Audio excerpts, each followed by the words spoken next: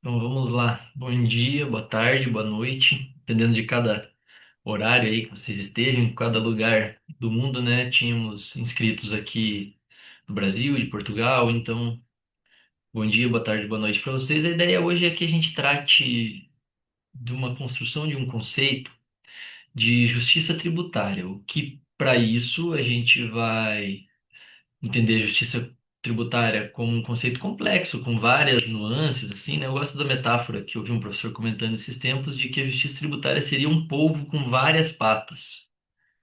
Então, uma delas, que a gente vai aprofundar um pouco mais, é a ideia de capacidade contributiva. Então, justiça tributária, dentro da sua complicação ali de capacidade contributiva e, e disso virando agora para a ideia de novas tecnologias, como que a gente tributa essas novas tecnologias nesse sentido. Então, essa é a ideia para a nossa aula de hoje. Primeiro, quando a gente fala de justiça tributária, como eu mencionei, é uma ideia de um conceito complexo, né, com várias pernas mesmo, de fato. E a primeira coisa que a gente pensa é o seguinte: será que todos devem pagar? Quem é que deve pagar o tributo? Todo mundo? Todo mundo tem que pagar tributo? Ou pode ter algum tipo de pessoa, algum grupo que tenha a possibilidade de não fazer o pagamento? É uma questão que é debatida, que é discutida nesse sentido. No Brasil, por exemplo, agora no que trata do imposto de renda, nós temos a ideia de que só seria de fato contribuinte do imposto de renda aqueles que têm uma receita, que têm recebimentos acima de R$ 5.000, o que limita, no nosso caso aqui, a tributação a praticamente 10% da população, quase 10% da população. Então a gente tem dentro de um imposto de renda que tem a ideia principal de buscar capacidade contributiva, de buscar a tributação desse grupo de pessoas, no sentido de que só 10% vão pagar. Será que isso está de acordo com uma ideia de justiça tributária? Eu acho que é um ponto a se considerar. É, beleza, dentro desse aspecto, se todos devem pagar, se pode ter grupo que paga, grupo que não paga, tudo bem. E aí, dentro das pessoas que pagam, quem é que tem o dever de pagar mais? Aquele que tem maior receita para respeitar o princípio da capacidade contributiva, quem é que tem o dever de pagar mais? Esse é outro ponto também que está diretamente ligado à ideia de justiça tributária e capacidade contributiva, e a gente vai até aprofundar um pouco quando falar especificamente da progressividade. E, e o Estado, né? O Estado pode tributar qualquer tipo de riqueza? Quais são as manifestações de riqueza possíveis de serem tributadas? No nosso caso, aqui no Brasil também, sei que bastante gente acaba vendo depois gravado em Portugal. No nosso caso aqui no Brasil, a própria Constituição, diferente do que acontece em Portugal, já traz limitações bem restritas do que quais são as manifestações de riqueza que podem ser tributadas, né? Então, não é qualquer manifestação de riqueza que o Estado pode tributar. Não sendo qualquer manifestação de riqueza que o Estado pode tributar, que tem essa possibilidade de tributação, será que pode, que seria legítimo, pensando numa ideia de justiça tributária, de capacidade contributiva, como a gente mencionou, seria legítimo que grandes riquezas fiquem de fora, não sejam alcançadas aí pela tributação? Acho que é outro ponto também para a gente considerar no que se relaciona especificamente a ideia de justiça tributária e capacidade contributiva. Beleza, e pensando em justiça como um conceito complexo, que foi mencionado até anteriormente, um conceito aberto que comporta múltiplas concepções racionais e também defensáveis, né? Depende do ponto de partida, depende de onde a gente começa. Nisso a gente tem um debate filosófico gigantesco, vou trazer alguns exemplos aqui para vocês. De qual conceito de justiça a gente deve ou pode adotar dentro de um conjunto normativo. Então, beleza, o debate filosófico é amplo, é um conceito aberto que comporta várias concepções, mas eu acho que o que a gente tem que parar para pensar é qual o modelo de justiça que a nossa Constituição acolhe, ou que a Constituição de cada um dos países acolhe, qual é o modelo de justiça adotado normativamente, adotado constitucionalmente. Acho que esse é o ponto importante. Por exemplo, trouxe aqui quatro perspectivas filosóficas de justiça, né, no debate filosófico da justiça, para que a gente possa considerar. John Rawls, famoso, né, autor americano, publicou sua obra em especial, é, des- é, o conceito de justiça do Rawls, né, justiça como equidade, que é traduzido para o Brasil com um problema de tradução, inclusive, porque se for traduzir literalmente seria justiça como justiça, então justice as fairness.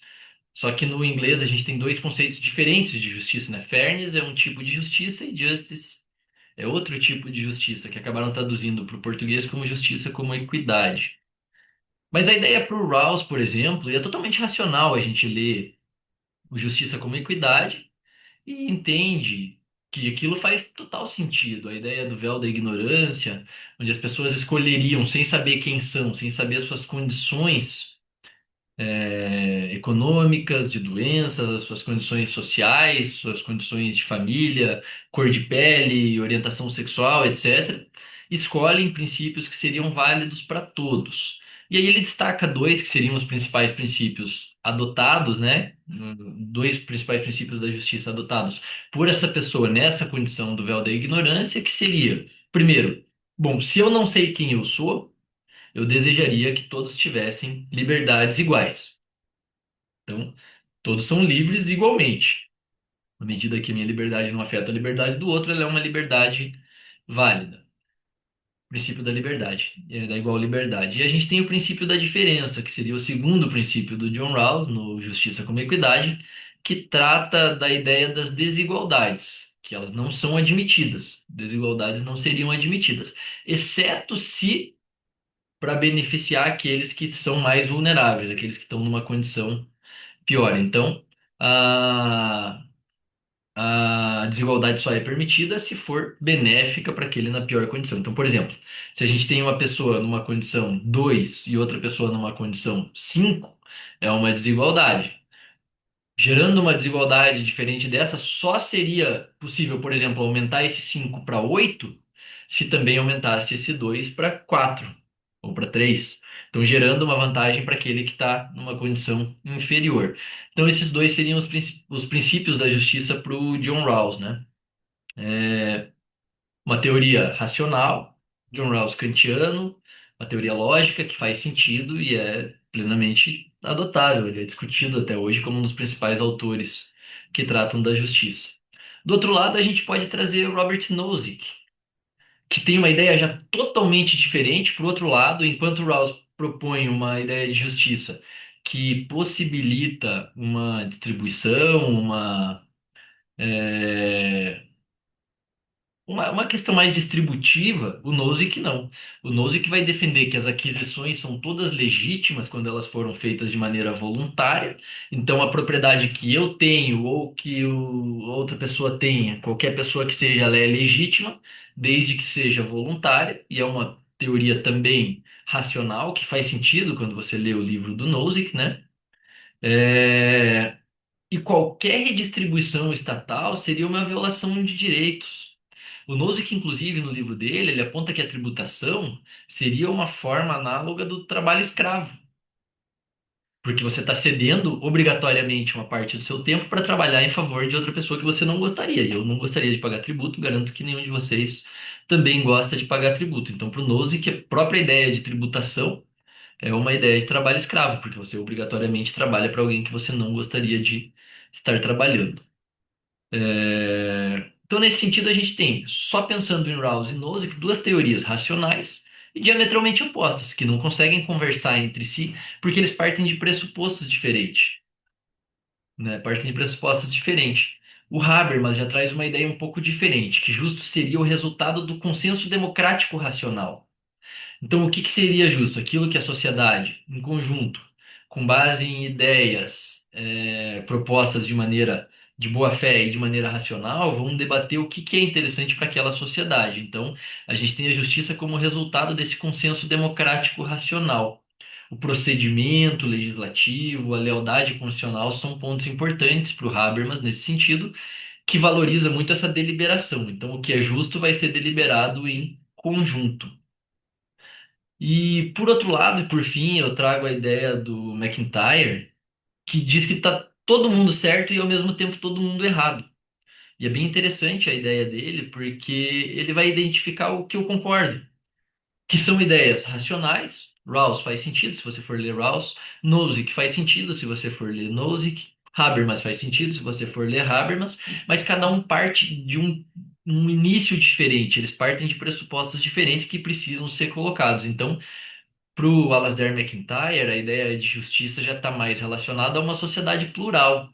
Então depende das tradições. Cada sociedade tem as suas tradições, seus pressupostos culturais, e esses pressupostos culturais e essa tradição é que vai gerar o conceito de justiça para aquela sociedade em si. Então, na minha perspectiva, se a gente pegar qualquer um desses filósofos para falar, não, eu acho que eu concordo com Rawls, ou eu acho que eu concordo com Nozick, na verdade o que eu estou fazendo é escolher a teoria filosófica que mais se adequa ao que eu penso, à minha ideia de moral. O que não é adequado, na minha percepção também, porque cada sociedade tem uma perspectiva diferente. Eu tenho que concordar ali com o MacIntyre e até em algum ponto com o Habermas. E aí, qual que é o sentido?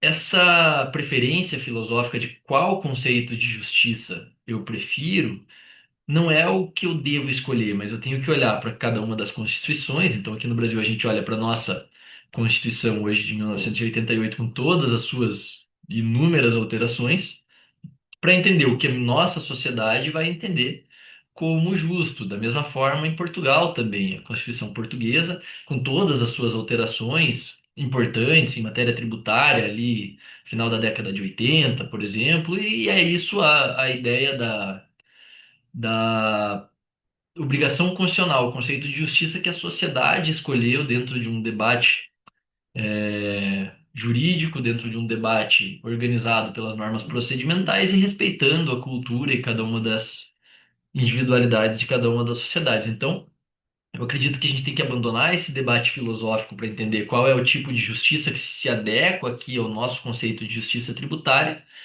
para partir para uma perspectiva constitucional, qual é o modelo de justiça que a nossa Constituição escolheu aqui. Então, a questão deve ser o que é justo em abstrato. Deixa de ser o que é justo em abstrato e passa a ser o que a ordem jurídica vigente exige como justo. Então, a ideia do que a Constituição traz como conceito de justiça. No nosso caso aqui, na nossa Constituição de 88, a justiça é um valor supremo de uma sociedade fraterna, pluralista, sem preconceitos. A gente tem no artigo 1º a valorização da dignidade da pessoa humana, valor social do trabalho, da livre iniciativa, o que identifica que a gente tem uma liberdade econômica privilegiada como um conceito de justiça também, ao tempo que o valor social do trabalho também é privilegiado. Esse conceito dual, assim, ele se reforça no artigo 3º, onde o objetivo fundamental da República seria construir uma sociedade livre, justa e solidária. Alguns autores vão entender que o livre, justa e solidária significa justamente a liberdade de um lado e a solidariedade de outro, de forma que a liberdade está na possibilidade da pessoa agir como quiser e a solidariedade na obrigação, que pode ser considerada uma obrigação de solidariedade em pagar os tributos para que a própria sociedade, o próprio Estado possa cumprir os objetivos sociais gerais. Então, essa ideia de uma sociedade livre, justa e solidária, com uma contraposição entre liberdade e solidariedade, e ali no meio estaria justamente a justiça. Então, a justiça seria, nesse sentido, o equilíbrio entre liberdade e solidariedade, erradicar a pobreza e reduzir as desigualdades, trazendo uma ideia de justiça social, né? Que tudo isso tem o objetivo de erradicar a pobreza e reduzir as desigualdades. O que se reforça depois também lá no artigo 170, que a ordem econômica deve observar os ditames da justiça social. Então, a liberdade, como a gente viu, deve respeitar os ditames da justiça social, ou seja, tem que servir para promover justiça social, maior equidade, redução das desigualdades regionais, enfim, promover de fato a justiça social. Então, isso é o que São pontos principais aqui que a gente tem de justiça na nossa Constituição, no Brasil, em 1988, na nossa Constituição de 88.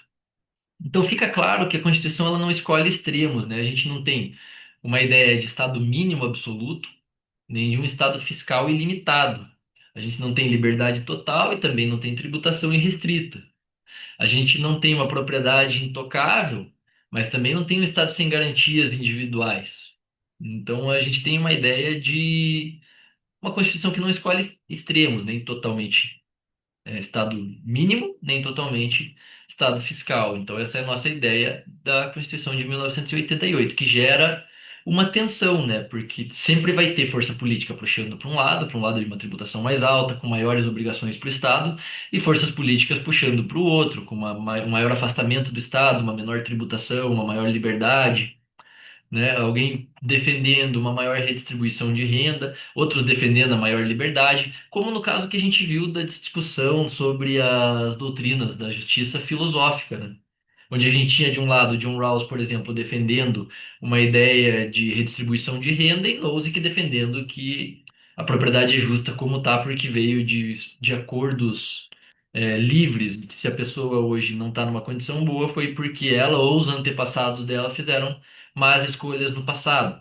Então, essa tensão é algo que está presente também na nossa Constituição. Não é possível escolher de pronto um lado ou outro, porque ela comporta os dois lados em equilíbrio, né?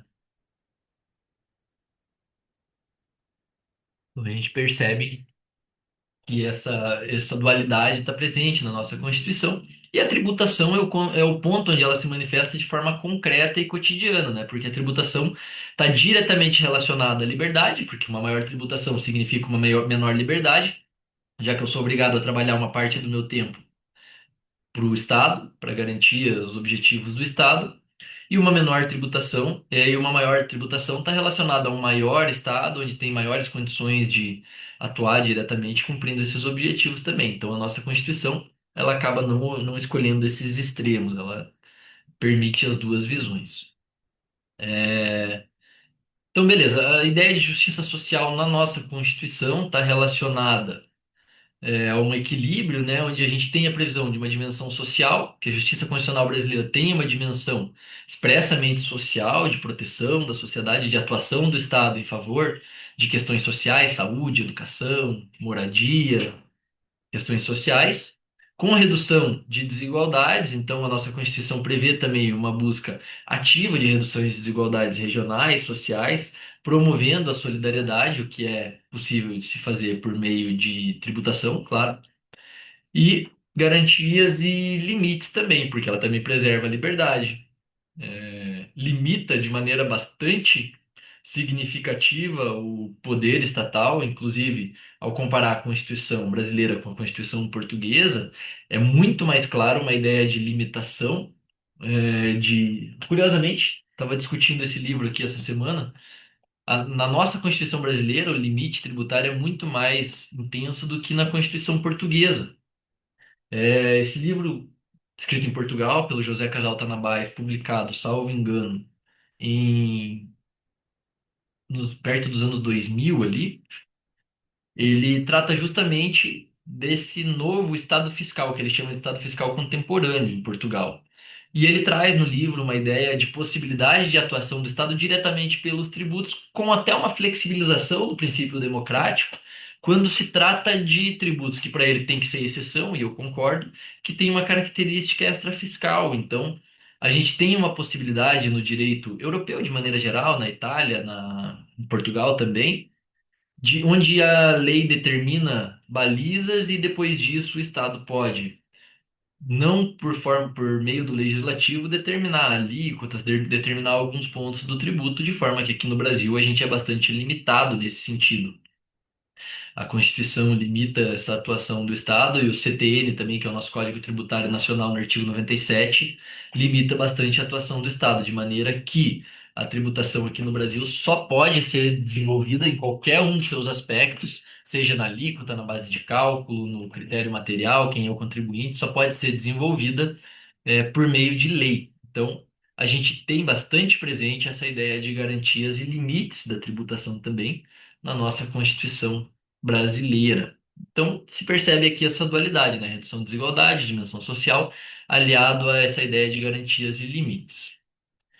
E é necessário também fazer uma diferenciação nesse ponto, porque é bem comum a gente ver como se fossem sinônimos, pessoas falando em justiça fiscal, justiça tributária, mas quando se fala em justiça fiscal, ela é bastante ampla. Então, quando fala em justiça fiscal, a gente está pensando nos gastos do Estado, na arrecadação do Estado, no equilíbrio geral ali de todas as finanças do Estado, no orçamento, endividamento, receitas, despesas, etc. Então, a justiça fiscal é bem mais ampla. Enquanto a justiça tributária, ela vai focar na distribuição e delimitação da carga tributária, que é especificamente quem vai pagar o tributo, quanto vai pagar o tributo e por que vai pagar o tributo. Essas são as três perguntas intrínsecas ali da justiça tributária. Quem paga, quanto paga e por que paga. Diferente da justiça fiscal, que já é um pouco mais ampla, né? A gente teve em 2023 a nossa reforma tributária constitucional aqui no Brasil, onde foi inserido diretamente no texto da nossa Constituição um dispositivo que traz expressamente a justiça tributária no 145, parágrafo terceiro, né? Dizendo que há agora um princípio do sistema tributário, o princípio da justiça tributária. Foi inserido textualmente e agora a gente está discutindo aqui para entender o que que isso significa, né? Na Constituição Portuguesa, por exemplo, isso foi inserido em 1989, textualmente, não que nem o sistema brasileiro antes de 2023, nem o português antes de 1989. Alguém discutia que poderia ser injusto, claro que não. Mas e agora que foi inserido textualmente ali, o que significa? Aqui no Brasil a gente está discutindo isso agora. Eu até peguei esse livro para ler novamente também, porque o Casal Tanabás ele trata desse tema. E para ele, o fato de ter sido inserido textualmente a ideia de justiça na tributação significa uma maior possibilidade do Estado de atuar diretamente por meio dos tributos no cumprimento dos objetivos que são da sociedade, ainda que isso eventualmente venha a violar uma ideia de princípio democrático e de reserva do legislativo, é isso que ele defende. Então, beleza, foi inserida a ideia da justiça no sistema tributário, salvo engano, era no artigo 106 da Constituição Portuguesa, agora acho que está no 107, depois de algumas reformas também. É, O que significa essa possibilidade de atuação um pouco mais ativa por meio do Estado na tributação. Uma curiosidade sobre esse livro do Casal Tanabás, que é um português, escreveu em Portugal, com base na Constituição Portuguesa, tratando do Estado Fiscal português, é que hoje ele é mais citado no Brasil do que em Portugal, inclusive em julgamentos da nossa Suprema Corte, onde o título dele é bem interessante, né? E o próprio Casalta já disse que discorda em termos do título, que é o dever fundamental de pagar impostos, que é um dever que existe na Constituição Portuguesa, construído ali a partir desses dispositivos inseridos especialmente a partir de 1989, mas que não existe na Constituição brasileira um dever fundamental de pagar impostos ou tributos aqui para gente, né? Então, são constituições diferentes, são modelos diferentes que devem respeitar ideias de justiça diferente. Como a gente viu, cada sociedade constrói seus princípios de justiça, sua ideia de justiça da melhor maneira, né, da maneira como se adequa ao seu histórico, seus conceitos construídos culturalmente. E essa ideia de justiça é que vai ser representada pela nossa Constituição ou pela Constituição de qualquer um dos estados. Então, sendo constituições diferentes, que dão tratamentos diferentes para a legalidade, por exemplo, a gente não pode adotar uma interpretação feita com base na Constituição portuguesa para a Constituição brasileira, para aplicar os tributos aqui no Brasil. Então, é um erro que eu acho que acontece bastante aqui e que é necessário que tome relativo cuidado. Outro ponto importante, a nossa reforma também trouxe uma alteração constitucional que se relaciona diretamente à justiça tributária, que é o seguinte: as alterações na legislação tributária buscarão atenuar efeitos regressivos, está lá no 145, parágrafo 4º, logo depois, também inserido ali em 2023. Ou seja, a ideia de progressividade é intrínseca ao nosso sistema. Qualquer tipo de alteração legislativa não pode acontecer se não for para buscar atenuar efeitos regressivos, ou seja, uma alteração legislativa que aumente a regressividade não seria válida. Até para pontuar aqui, essa ideia de progressividade e regressividade vai estar no próprio slide. Não tá, mas a ideia de progressividade é quanto maior a renda, maior a tributação. Então, proporcionalmente, a tributação é cobrada mais de quem ganha mais. Essa é a ideia de progressividade. Quando a gente tem um sistema onde a maior parte da tributação é cobrada de quem não tem tanta condição econômica, como é aqui no Brasil, já que temos uma ideia de tributação focada no consumo, e não importa se a pessoa que comprou uma caneta é, recebe um salário mínimo ou não recebe nada, ou é um bilionário. Então a pessoa que comprou uma caneta vai pagar o tributo pela caneta da mesma maneira. Então a nossa tributação é focada no consumo, diferente da maioria dos países portugueses, dos países europeus, o que faz com que a gente tenha uma regressividade intrínseca no nosso sistema, um problema de regressividade que é latente. Então, a Constituição previu também que qualquer alteração só pode acontecer para atenuar efeitos regressivos. Então, se a gente tiver uma alteração legislativa que aumente a regressividade nesse sentido, trazendo com que a população de menor condição econômica passe a tributar ser responsável por uma parcela maior da tributação, evidentemente seria uma alteração inconstitucional por violar o 145, parágrafo 4º. E no que trata especificamente da justiça tributária, logo no parágrafo 3º, trouxe que o sistema tributário deve eh, seguir os princípios de simplicidade, ou seja, deve ter uma tributação mais simples. E para isso a reforma tributária já trouxe mais de 500 páginas de dispositivo para simplificar o nosso modelo tributário, que era bastante complexo, e de fato simplificou por enquanto. Transparência, que também é algo bastante importante. A gente tem um sistema tributário bem opaco aqui no Brasil também, onde a gente de fato não sabe quanto paga de tributo. E a ideia de justiça tributária, que é o nosso objeto aqui do tema, e da cooperação em defesa do meio ambiente, o que agora está também escrito ali no próprio dispositivo tratando do sistema tributário. O que ninguém diz que antes disso não era privilegiado o princípio da simplicidade. Ninguém queria que uma tributação fosse mais complexa, ninguém exceto o fisco. Ninguém pensava que a tributação não transparente é melhor. Uma tributação injusta seria mais válida. E nem que ela não deveria respeitar e proteger o meio ambiente, mas agora está textualmente ali. E a gente tem que pensar o que que isso significa na prática. Nesse sentido, ela deixa de ser uma construção hermenêutica, né? Porque já tinham vários livros escritos sobre justiça tributária, ainda que ela não tivesse textualmente na Constituição. Então ela deixa de ser uma construção doutrinária e jurisprudencial nesse sentido e se torna uma norma expressa, o que, na minha visão, deve representar uma maior força, uma maior possibilidade de concretização desse princípio. E no mesmo sentido, essa regressividade que a gente comentou passa a ser um parâmetro de controle de constitucionalidade. Uma legislação que torne o sistema mais regressivo será, por força do 145, parágrafo 4º, inconstitucional, por violar dispositivo constitucional. Então, beleza, dentre vários elementos dessa justiça tributária, a gente pode pontuar alguns aqui. A ideia de capacidade contributiva, que se relaciona diretamente também à vedação ao confisco, que também se relaciona diretamente a uma ideia de isonomia, que se relaciona também a uma ideia de proteção ao mínimo existencial. Então, nesse sentido, capacidade contributiva como critério de justiça deve dizer quem deve ser responsável por qual parcela de pagamento dos custos gerais da sociedade. A vedação ou confisco é um momento em que não existe mais capacidade contributiva, porque já atingiu o máximo da capacidade contributiva. A isonomia prevê que todos devem ser tributados de maneira igual ou desigual na medida das suas diferenças. Essas diferenças aqui para o nosso objeto, que é o direito tributário, são as diferenças de capacidade contributiva. Então, aquele que tem maior capacidade contributiva vai pagar mais, aquele que tem menor capacidade contributiva vai pagar menos, para que se respeite uma ideia de justiça tributária. E a ideia de mínimo existencial é aquela parcela abaixo da capacidade contributiva, onde a pessoa ainda nem chegou a ter capacidade de contribuir porque está lutando para sobreviver. Tem um mínimo para a subsistência básica daquela pessoa. Então, proteção ao mínimo existencial também como um critério de capacidade contributiva.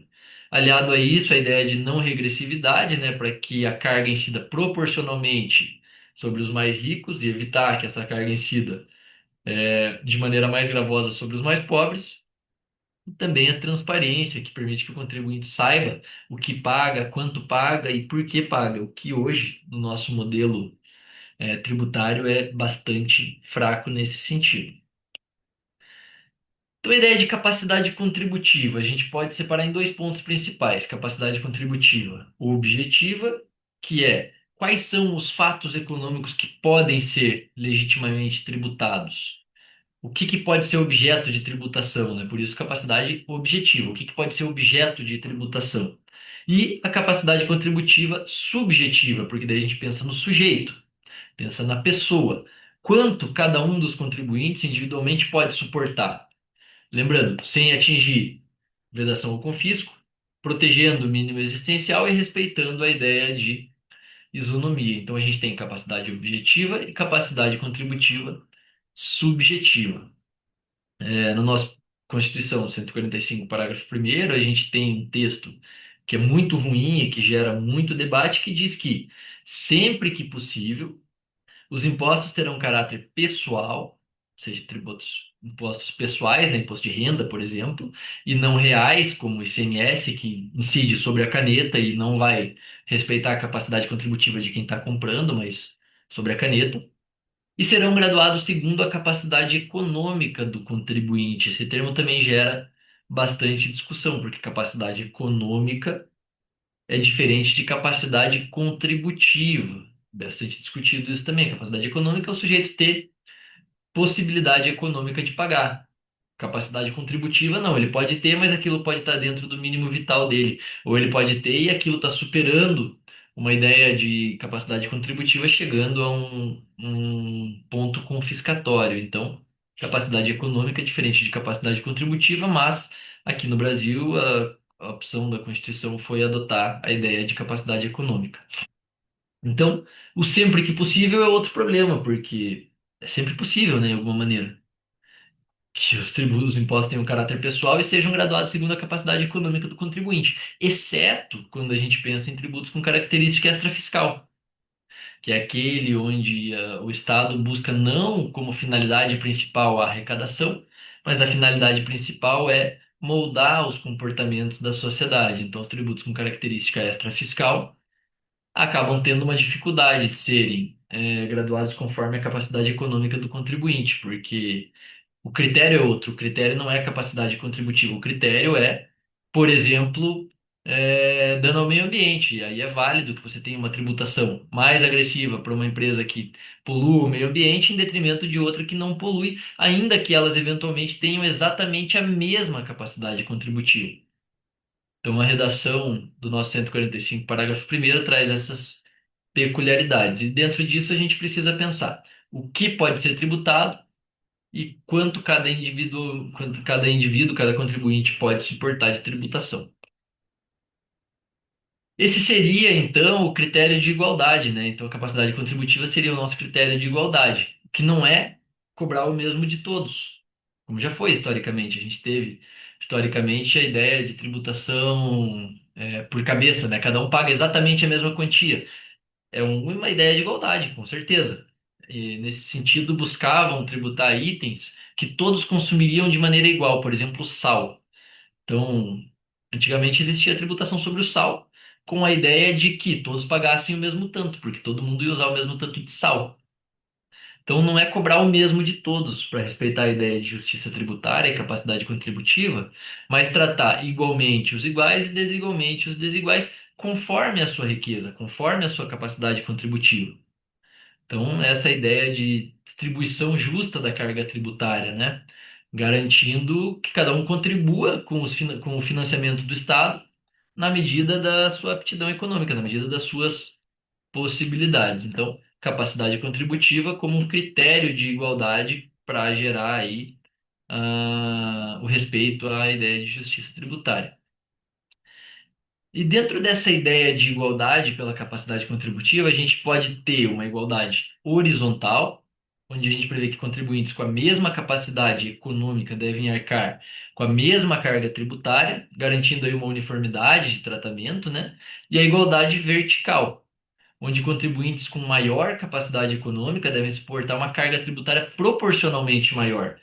Aí trazendo uma ideia de progressividade, né? Então, se por exemplo o sujeito ganha 10, o outro ganha 50 e o outro ganha 100, se a gente tem uma alíquota de tributação de 10% para cada um, que ganha 10 vai pagar um, que ganha 50 vai pagar 5, que ganha 100 vai pagar 10.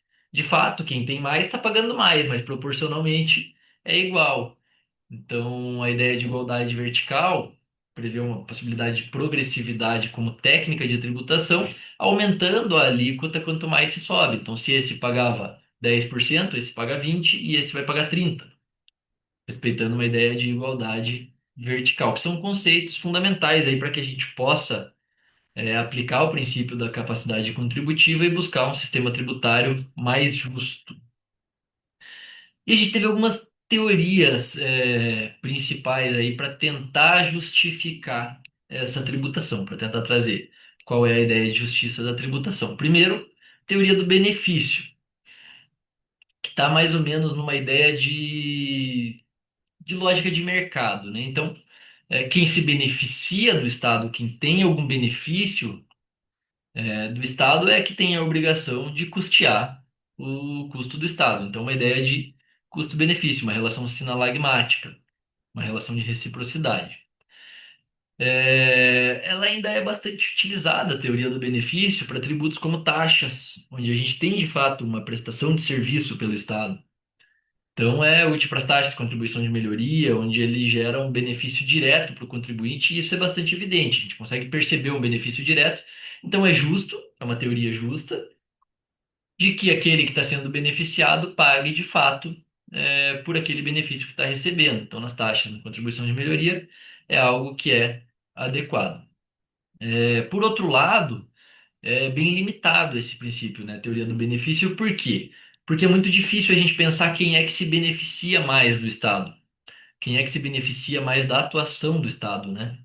Por exemplo, quem se beneficia mais é o sujeito que mora numa mansão e tem os filhos todos estudando em escola particular, usa só sistema de saúde particular, não usa nada do sistema público, ou aquele sujeito que tem os filhos todos estudando em escola pública, que usa o sistema público de saúde, quem é que vai se beneficiar mais do Estado?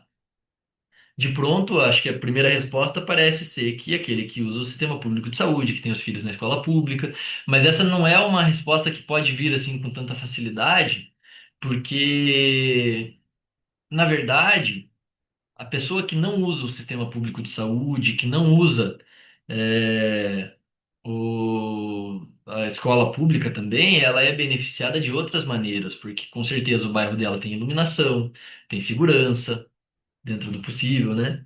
Então ela se beneficia da paz social que é gerada também até pelos benefícios, pela escola pública, pela saúde pública, ela se beneficia em vários outros aspectos, de forma que é difícil a gente conseguir compreender quem é que está se beneficiando mais, quem é que está se beneficiando menos, nesses aspectos. Por isso que ela é uma teoria que não se sustenta quando a ideia é justificar a tributação por meio de capacidade contributiva. Então, nesse ponto, uma teoria que não se sustenta.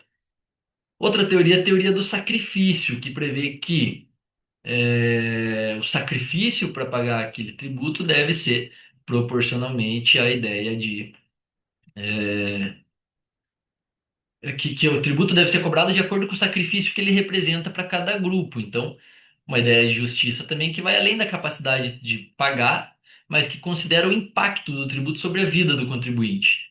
Então, por exemplo, se uma pessoa tem aqui 100, 500 e 1.000, e a gente tem um tributo de 10% igualmente para eles, sobre esse primeiro tributo de 10 vai ser menor do que o tributo de 100 para o último, mas o sacrifício para esse último pagar 100 vai ser muito menor, porque ainda vai sobrar para ele 900, do que para esse primeiro pagar 10, que sobra para ele só 90. Então, a ideia da teoria do sacrifício está nessa linha, de que é necessária existir uma progressividade do sistema, uma progressividade como técnica de tributação, para alcançar com alíquotas maiores os rendimentos maiores, porque aí sim a gente consegue ter um sacrifício igual. porque o impacto de uma tributação proporcional acaba sendo diferente em diferentes faixas de renda, né? Então, o que sobra para a pessoa com maior renda tem um poder de compra muito maior do que o que sobra para a pessoa com uma menor renda. Então, o sacrifício seria menor.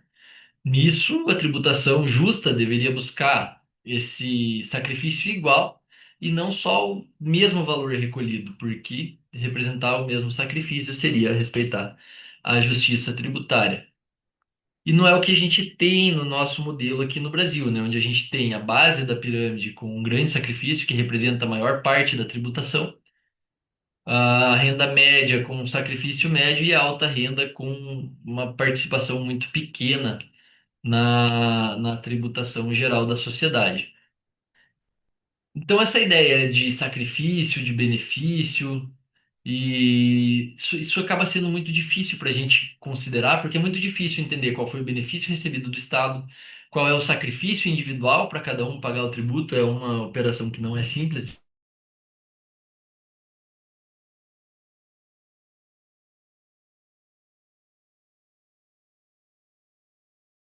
Contributiva prevalecendo, no sentido de que, beleza, não vamos encontrar tributação justa pela teoria do benefício, também não vamos encontrar tributação justa pela teoria do sacrifício, mas vamos encontrar tributação justa pela capacidade contributiva. Então, cada um contribui de acordo com a sua capacidade contributiva, respeitando capacidade contributiva horizontal, vertical, objetiva e subjetiva, como a gente viu também.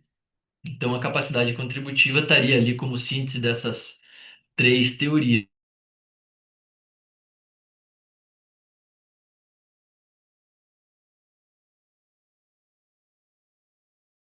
Contributiva. E nesse caso, mesmo dentro de uma ideia de tributação sobre o consumo, como a gente tem foco aqui no Brasil, seria a ideia da seletividade pela essencialidade. Então a gente vai selecionar, por isso seletividade, alguns tipos de bens para terem uma tributação menor, se eles forem essenciais, e uma tributação maior se eles forem supérfluos. Por exemplo, se presume que o arroz e o feijão são bens essenciais, então a gente tem uma ideia de tributação menor para arroz e feijão do que, por exemplo, para um relógio.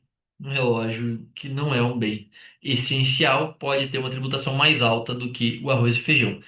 Mas isso também traz problemas, porque, na minha percepção, a pessoa que tem uma capacidade econômica muito mais alta, ela vai comprar um relógio, mas ela também vai comprar arroz e feijão, e comprando arroz e feijão, ela vai acabar pagando o mesmo tributo que aquele que não tem capacidade contributiva nenhuma. Então, a seletividade pela essencialidade, ela tende a ser um problema. E posso dar exemplo, celular. O celular hoje é, sem dúvida nenhuma, uma ferramenta necessária. Eu vejo, eventualmente, moradores de rua com celular. E ninguém discute que ele não tem capacidade contributiva, mas ele tem um celular que é um item altamente tributado no Brasil. Então, é um item que quase todos vão ter, e que é altamente tributado. Então, você acaba, mesmo usando a seletividade pela essencialidade, tributando de maneira mais agressiva a base da pirâmide, como a gente viu agora há pouco. A gente trouxe aqui uma solução, né, na nossa reforma tributária agora, que é a ideia do cashback, que também foi bastante limitada, que prevê a recuperação do tributo pago por essa parcela de, de camada social menos favorecida. No nosso caso aqui, seriam pessoas que recebem, que têm uma renda, né, per capita familiar de até R$ 217 por mês, que é muito baixo, muito pouco, que teriam a possibilidade de comprovar os itens que compraram e, dependendo do item, recuperar um percentual dessa tributação. Eu acho que fica um pouco mais justo nesse sentido, porque só quem vai conseguir recuperar é a população que de fato precisa, apesar de ter ficado bastante limitado, porque não é 100% de recuperação, não é sobre todos os produtos, e só para quem recebe até R$ 217 por mês, o que é também uma faixa muito, muito, muito, muito baixa. Então acabou limitando bastante a nossa ideia de cashback. Como um mecanismo para buscar essa tributação mais alta, a gente tem a progressividade. Então, nessa faixa que a gente comentou, 10, 50, 100. Na medida que você aumenta a base de cálculo do tributo, enquanto a base é 10, a base é 50, a base é 100, você aumenta também a alíquota. Então você tem alíquotas crescentes, quanto maior a base econômica. Isso tem uma função bastante interessante no combate à desigualdade, porque você vai ter uma tributação mais agressiva naquele que tem um maior rendimento, naquele que tem uma capacidade econômica mais é, evidente, enquanto você tem um alívio da tributação daquele que não tem renda e até uma tributação negativa, né, com auxílios do governo para aquele que tem necessidade de cumprir o seu mínimo existencial.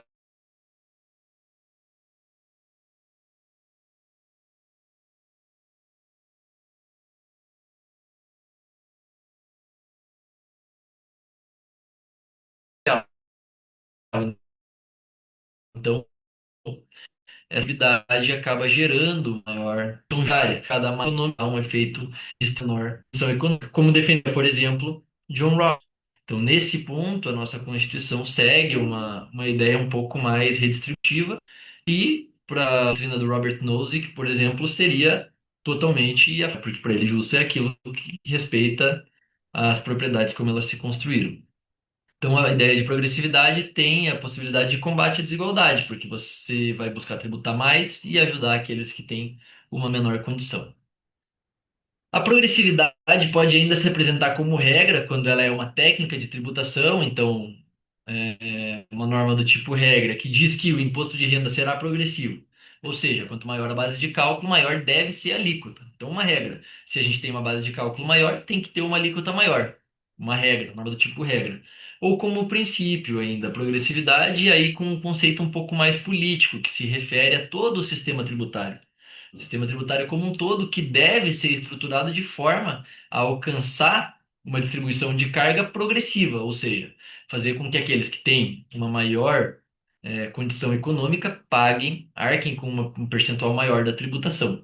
Então, nesse sentido, a ideia de progressividade como regra, quando ela é uma técnica de aplicação da tributação, e como princípio político, buscando distribuir a carga tributária entre e de acordo com a renda de cada um, buscando reduzir desigualdade e promover a justiça social, essa redistribuição, através da cobrança dos tributos.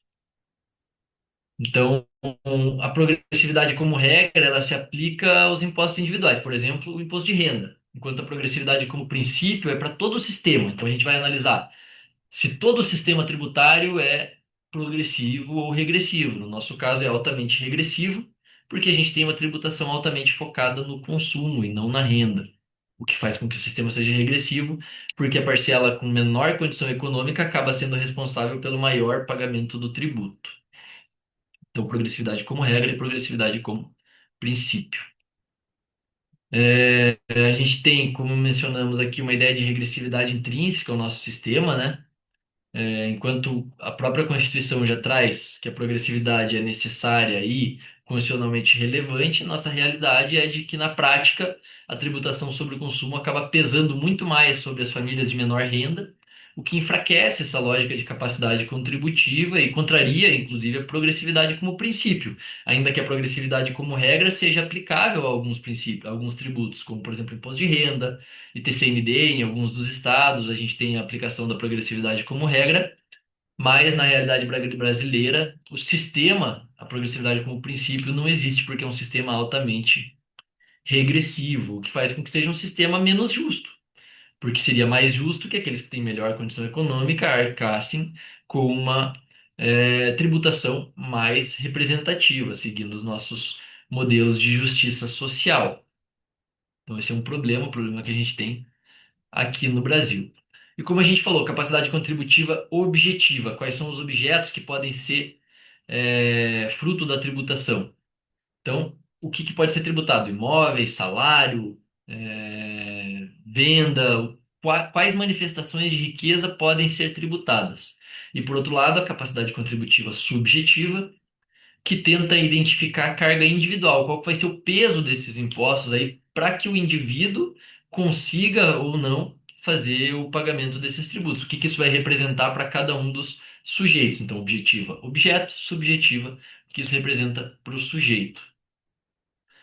Então, em síntese, fechando aqui a nossa ideia de justiça tributária, para se chegar numa tributação justa, o que tributar, identificando ali da capacidade contributiva objetiva, quais são as manifestações de riqueza relevantes, quem tributar, né? Quem é que vai arcar com essa tributação, quem é que vai arcar com os custos, da sociedade, e como tributar, que é de que maneira? Como é que a gente vai trazer essa tributação? Progressividade, seletividade, buscando reduzir a regressividade. Como é que a gente vai desenvolver essa tributação? Então, o que tributar, quem tributar e como tributar, os três princípios principais da justiça tributária, que a justiça tributária exige.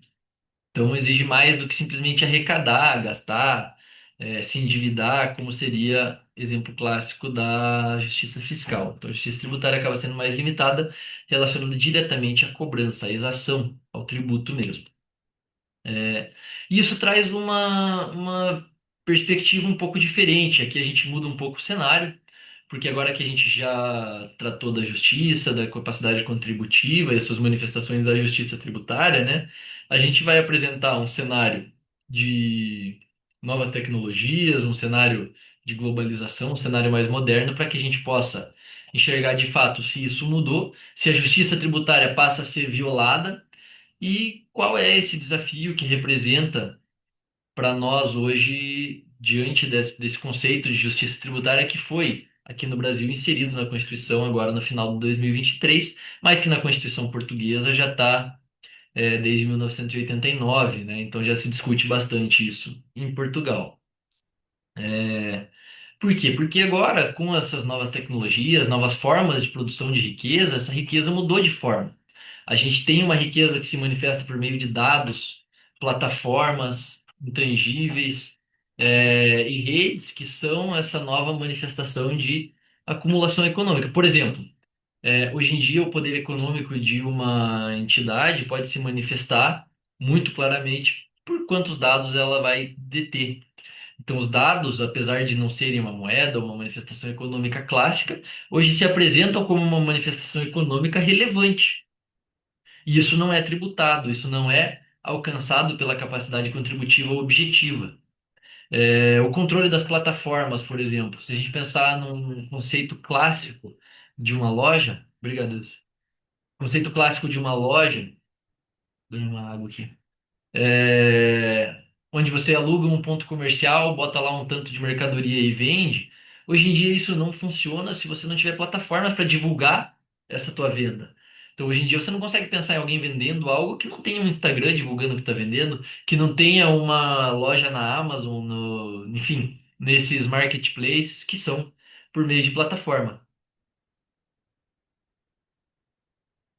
Então esse conceito de plataformas acaba sendo um ponto fundamental também de riqueza que acaba também não sendo alcançado, na maioria dos casos, pela capacidade contributiva objetiva. Agora, com a nossa reforma tributária, a gente tem IBS e CBS, que de alguma maneira vai incidir, mas ainda assim o lucro dessas empresas que detêm essas plataformas é muito mais alto e isso não vai ser alcançado pela tributação da renda.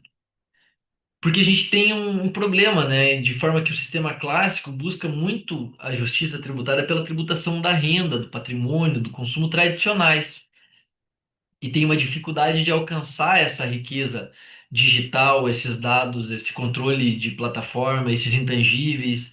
Então, isso acaba se manifestando como um problema. Então, o desafio contemporâneo do direito tributário para realizar a justiça tributária é justamente identificar e mensurar essas novas manifestações de riqueza com respeito aos princípios constitucionais que a gente acabou de identificar. Como é que a gente vai tributar nesse novo cenário? Seria justo, lembram que a gente comentou lá no início? Seria justo uma tributação que não alcança hoje as maiores manifestações de riqueza? Porque ninguém discute que essas empresas de tecnologia são as maiores manifestações de riqueza, são os maiores patrimônios, os maiores lucros, o maior poder econômico que a gente tem hoje em dia são as empresas de tecnologia, Meta, Google, ah, enfim, todas as empresas de tecnologia que em geral têm uma certa dificuldade de ser alcançadas. Esse é um problema que internacionalmente já vem sendo abordado há algum tempo e que até hoje não se tem ainda uma resposta concreta, uma solução imediata, porque é muito difícil de alcançar esses pontos, esses dados, esses intangíveis. A gente tem mercados fragmentados, os lucros muitas vezes são deslocados artificialmente para locais onde se tem uma tributação favorecida, que escapa de um modelo de riqueza tradicional, onde você tinha um estabelecimento físico e ali é que se produz a riqueza. Sendo ali que se produz a riqueza, é muito fácil de tributar. No mercado digital é muito difícil de se encontrar onde está o lucro de uma empresa como a Meta. A Apple, por exemplo. Porque a Apple não tem necessidade de ter um estabelecimento físico para receber as rendas que recebe, por exemplo, dos aplicativos que você tem instalado no celular e que vendem coisas diariamente, porque a maior receita da Apple vem daí, não vem nem da venda do celular e dos aparelhos, vem dos aplicativos. Então, por exemplo, a Apple adotou uma estratégia onde ela montou um escritório na Irlanda, mas manteve os documentos registrados nos Estados Unidos.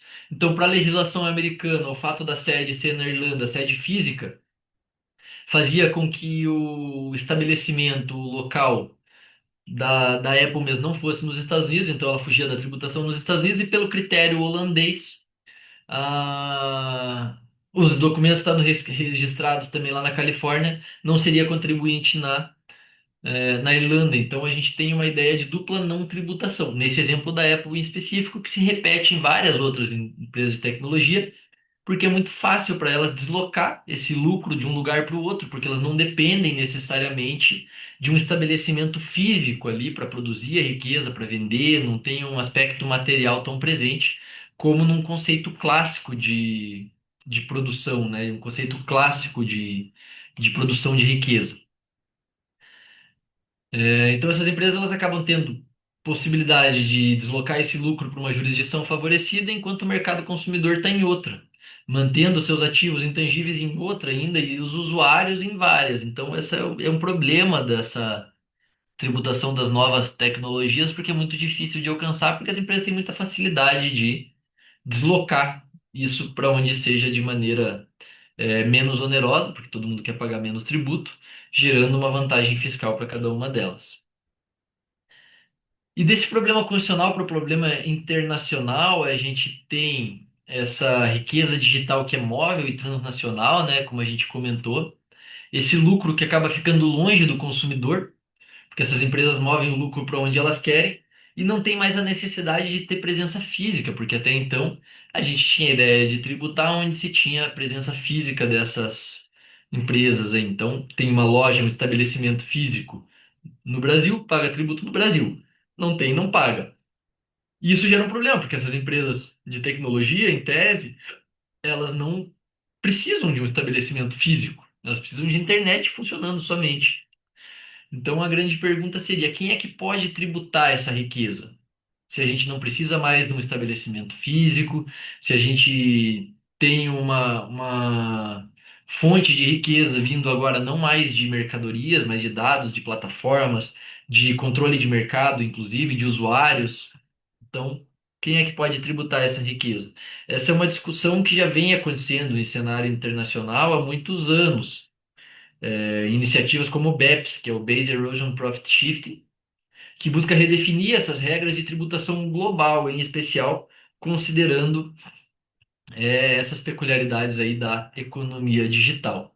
Então, o que que é BEPS, né? BEPS, B, Base, E, Erosion, P, Profit e S, Shifting, que seria você mover a tua base tributária para outro lugar. Base Erosion, Profit Shifting, movendo teus lucros para outro lugar. Então, isso é o que significa BEPS, que seria em português a prática de erosão da base tributável e transferência artificial desses lucros, que é um termo que descreve essas estratégias de planejamento tributário utilizadas por empresas multinacionais justamente para explorar brechas e falhas nessas regras fiscais internacionais, como eu dei o exemplo da Apple há pouco, que fugiu da tributação nos Estados Unidos e na Irlanda, usando brechas nos dois sistemas para minimizar o pagamento dos impostos deles.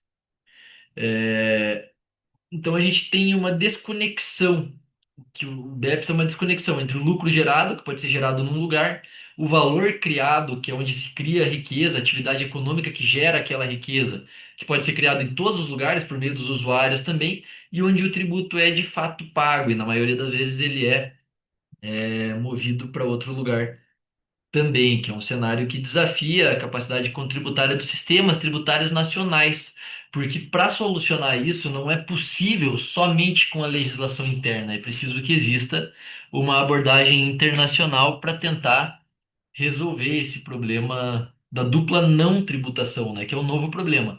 Antes dessa economia digital, a gente tinha o problema da dupla tributação. Para isso, a gente tinha os tratados contra a dupla tributação. E agora a gente tem o problema da dupla não tributação, porque elas não precisam de base física para se estabelecerem no local e conseguem mover os lucros artificialmente para um país, um estado com tributação favorecida.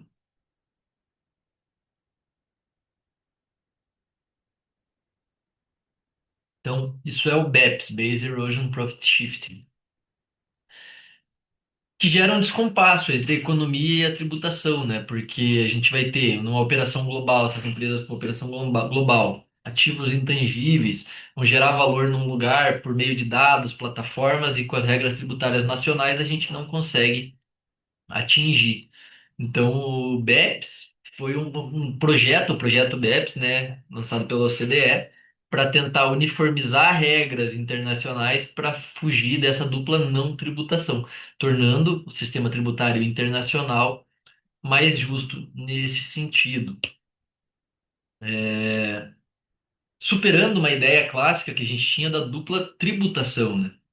Então, muitas vezes a renda era tributada duas vezes. Por exemplo, a empresa tinha uma controladora no Brasil e a sede na Alemanha.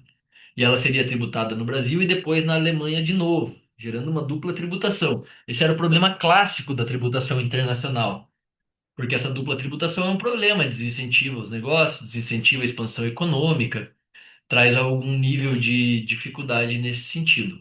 É, Por outro lado, a dupla não tributação gera também um problema, porque é um problema para o Estado, né? Porque a renda escapa da tributação.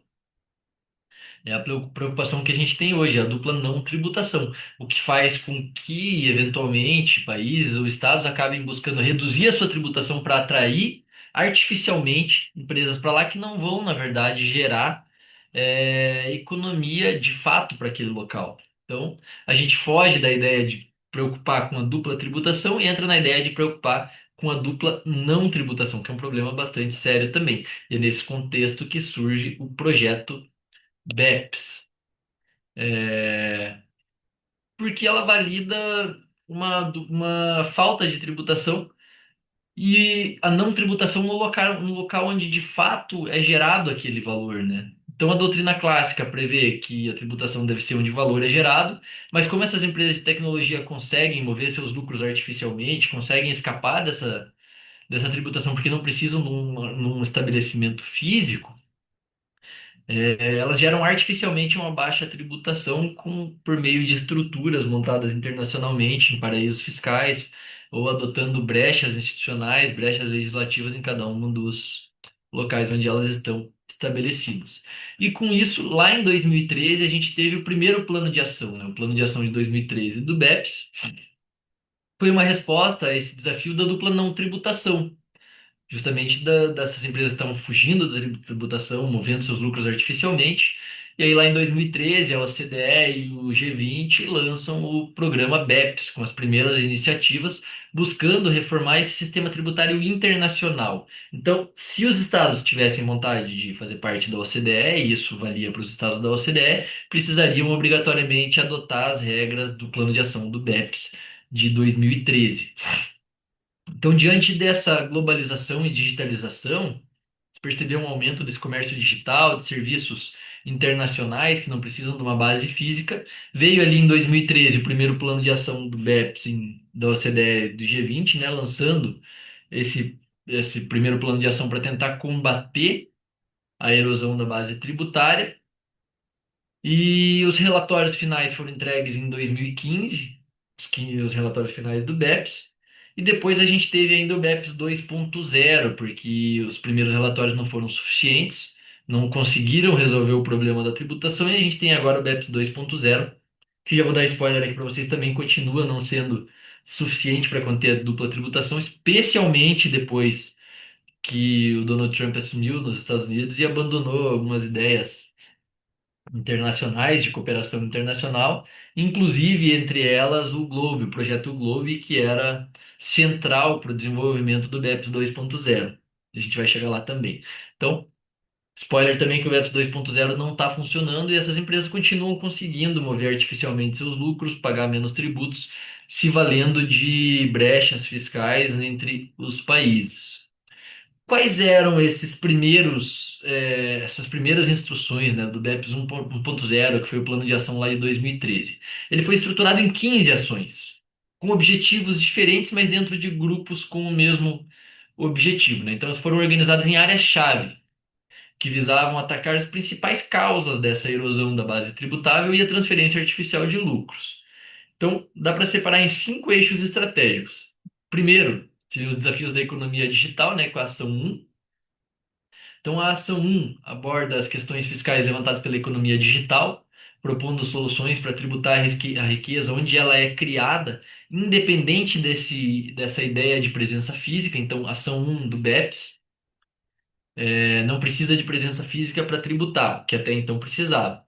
A partir de 2013, os órgãos que adotaram o BEPS passam a poder tributar sem a necessidade de presença física. Da ação 2 a 5 tem relação com a coerência dos sistemas tributários. Então, seria a eliminação de incompatibilidades e lacunas entre os sistemas tributários nacionais que permitem a dupla não tributação, como, por exemplo, a Apple, que a gente comentou, entre Estados Unidos e Irlanda. Então, era uma falha nas duas legislações que permitia que a Apple não fosse tributada em nenhuma das duas.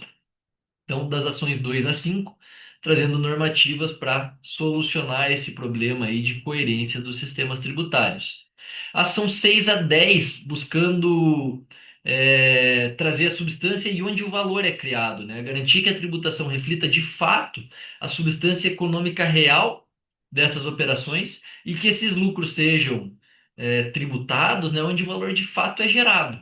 Porque o que a gente tem é um movimento artificial desse lucro para lugares onde o valor não é de fato criado, buscando só uma vantagem tributária. Então, dentro do projeto BEPS, as ações 6 a 10 buscam tributar onde o valor de fato é criado. As ações 11 a 14 estão relacionadas à transparência e resolução de disputas. Então, elas visam aumentar a transparência fiscal e combater o planejamento tributário agressivo. Ela chega a exigir que as empresas que vão fazer um planejamento tributário considerado agressivo informem as receitas dos países antes de fazer o planejamento para que eles possam avaliar e, com isso, melhorar os mecanismos de resolução de disputas internacionais também. Então, as ações 11 a 14 buscando maior transparência e resolução de disputas. E por fim, a ação 15, que é a última desse projeto BEPS 1.0, buscando como um instrumento multilateral o desenvolvimento para implementar medidas relacionadas aos tratados, agilizando aí as mudanças no cenário global. Então, promovendo a elaboração de tratados que prevejam não só a dupla não tributação, o afastamento da dupla tributação, mas também o afastamento da dupla não tributação. Então, defendendo ali instrumentos multilaterais. Como a gente já viu, já tratamos até anteriormente, esse BEPS 1.0 com o projeto de 2015 e o relatório final de 2013 e o relatório final de 2015 não foi suficiente, porque o problema permaneceu, né? A gente percebeu na economia global que continua uma pressão sobre essas regras clássicas, né?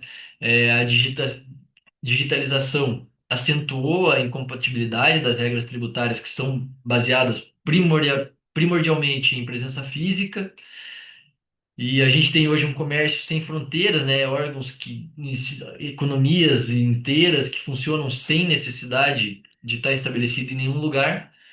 O valor criado sem nenhum tipo de presença física e muitas vezes nenhum conceito de valor que era anteriormente considerado como valor, como os dados, controle de informação,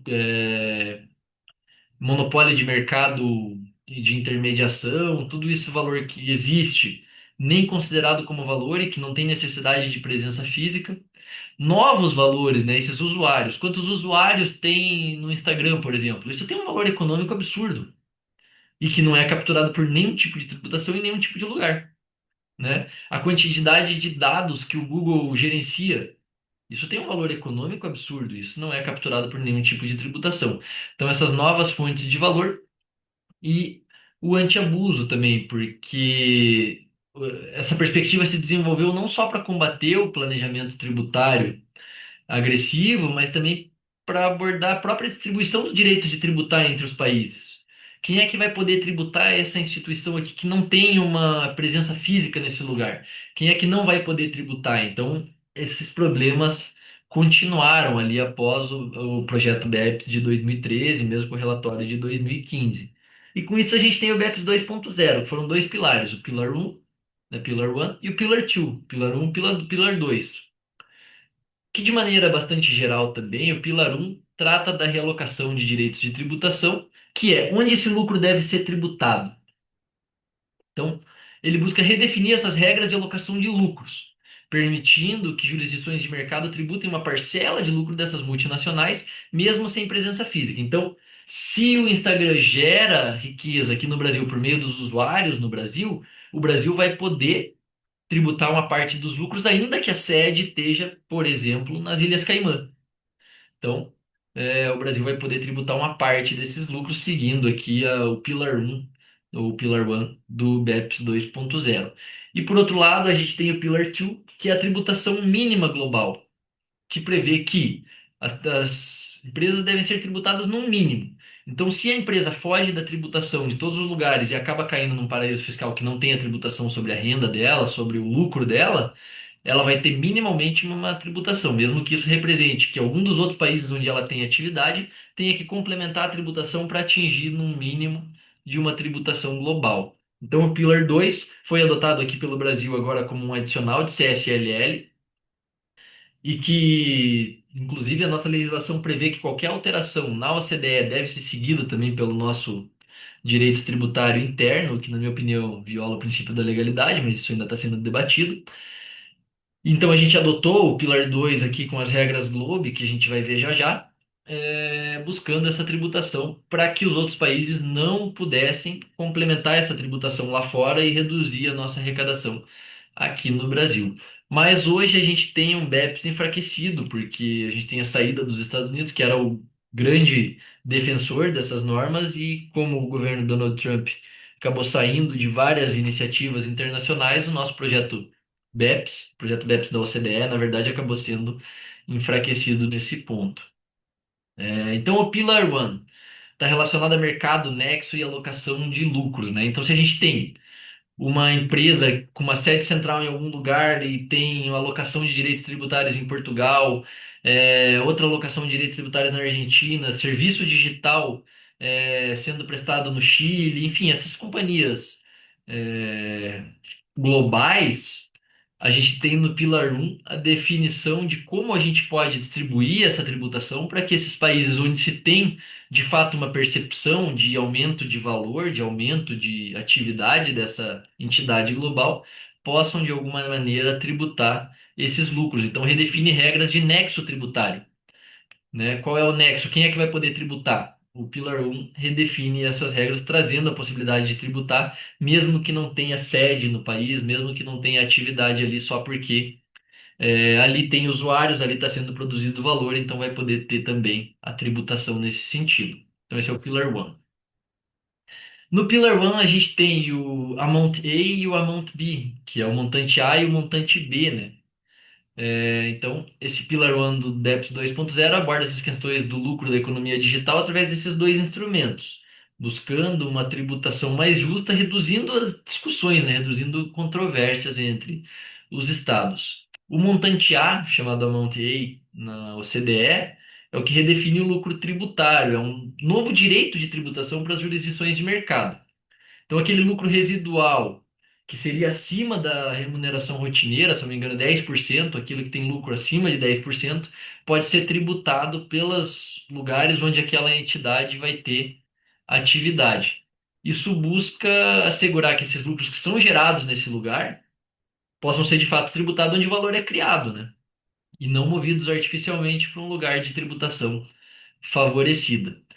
Não vale para todo mundo, vale só para as maiores empresas e as mais lucrativas multinacionais que operam globalmente, então tem que ter um faturamento acima de bilhões e um lucro acima de 10% para que possa ser aplicado o Pillar One, o montante A, e essa tributação possa ser distribuída entre os locais onde tem criação de valor, né? Então não é para todo mundo. E o Amount B, que é o montante B, traz uma ideia de simplificação para operações entre controlada e controladora, que traz uma ideia de simplificação para aplicar o princípio arm's length, que é a distância do braço, né? Então, por exemplo, se eu vou ter uma atuação de a Amazon, por exemplo.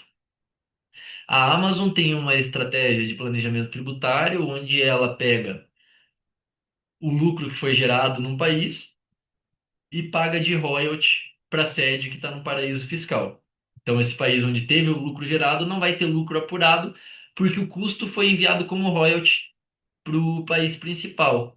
Então, o Amount B traz uma ideia de aplicação do princípio arm's length. Por exemplo, se,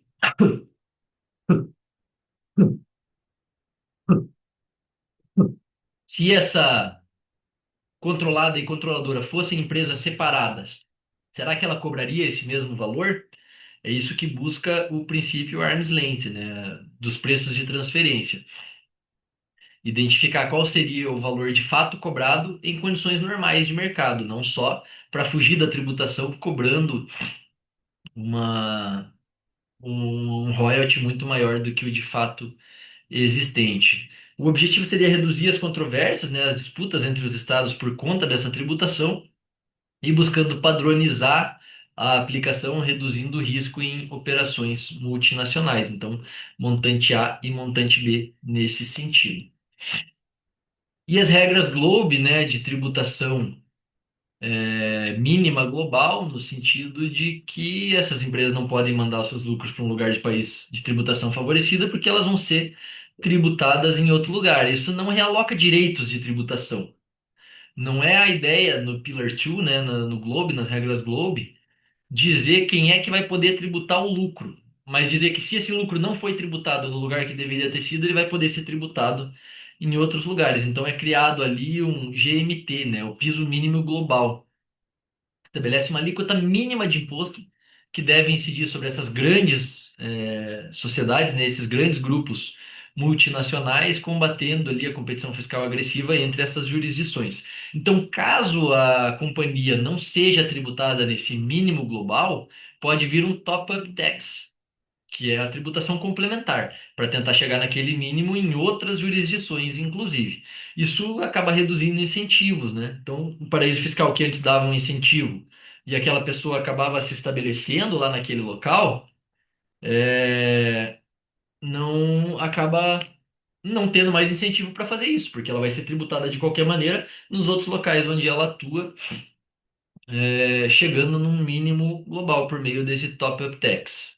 Então, essa é a ideia das regras do Pillar 2, que traz a ideia do Globe, né?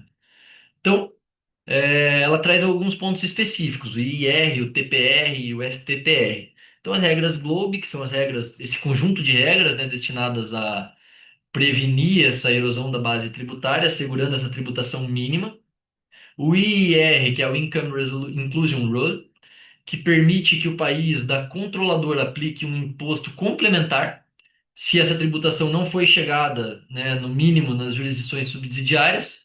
O TPR, que é o Undertaxed Payment Rule, que atua como mecanismo de ajuste, negando deduções, como no caso da Amazon, que a gente falou, que vai deduzir aquilo que ela envia como royalty para outra empresa. O TPR vai reduzir essas deduções num ajuste fiscal feito para complementar quando essa renda não foi completamente capturada ali pelo Income Inclusion Rule. Então, o TPR vai nesse sentido.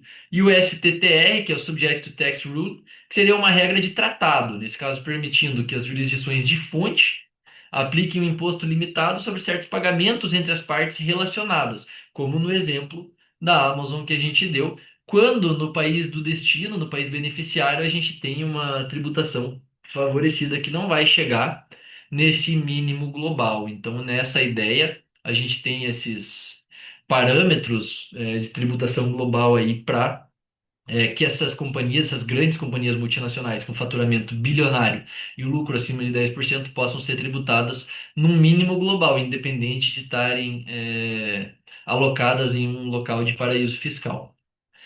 Então, em síntese, o que a gente viu até aqui, a ideia de justiça tributária sendo o que tributar, né, definindo a base da riqueza, quem tributar, quem é que pode ser o contribuinte e onde tributar, que é o parâmetro que a gente viu agora muito difícil de se adequar, inclusive com várias normativas internacionais buscando identificar esse onde tributar e o como tributar, de que maneira isso vai ser tributado, né? Essa é a ideia de justiça tributária. E quando a gente tem uma tributação dessas grandes manifestações de riqueza que não são tributadas em lugar nenhum, por ninguém, de nenhuma maneira, a gente tem uma violação dessa ideia de justiça tributária, porque acaba gerando um problema, né? Porque a gente tem pessoas, seja física ou jurídica, sendo tributadas num percentual muito maior sem ter tanta capacidade econômica, enquanto as maiores manifestações de riqueza da atualidade acabam sendo tributadas de uma maneira menor, porque essas empresas, que são as maiores manifestações de riqueza,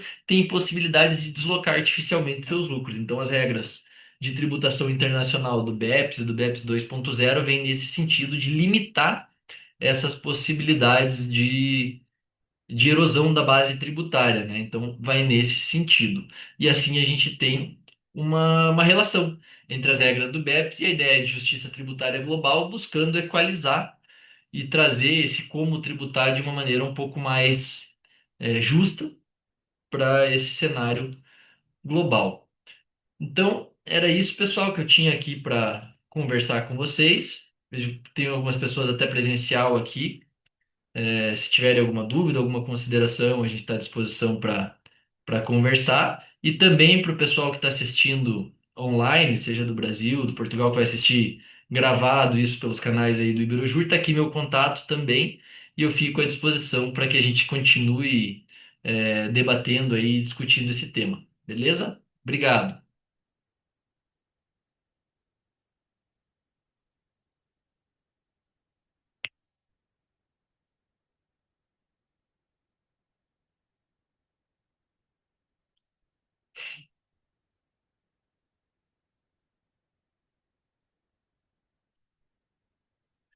Moleque, Cauane, tem algum comentário? Vocês que estão aí presencialmente. Não, tranquilo. Beleza. Então, beleza, pessoal. Valeu. Qualquer coisa, vocês sabem como me encontrar. Até mais.